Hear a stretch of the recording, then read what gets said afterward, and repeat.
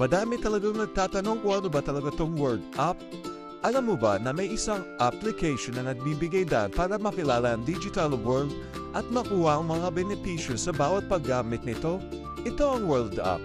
Ang World App ay isang digital wallet na ginawa para maging simple at accessible sa lahat. Sa pamamagitan nito, pwede kang magpadala, tumanggap at mag-store ng digital assets tulad ng cryptocurrency na mabilis at ligtas. Mayroon din itong identity system na tinatawag na World ID na tumutulong para mapatunayan na tunay kung tao o hindi robot o fake account. Ibig sabihin, mas secure ang transaction mo sa online.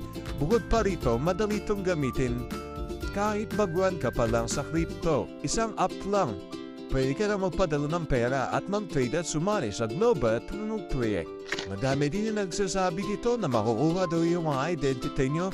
So, ito nga yung tamang explanation patungkol dito kay World App.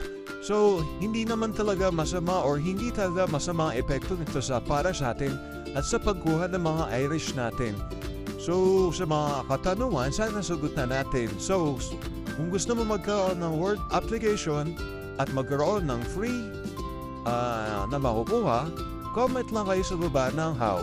At sana nakatulong din sa inyo at sagot natin ang bawat tanong nyo.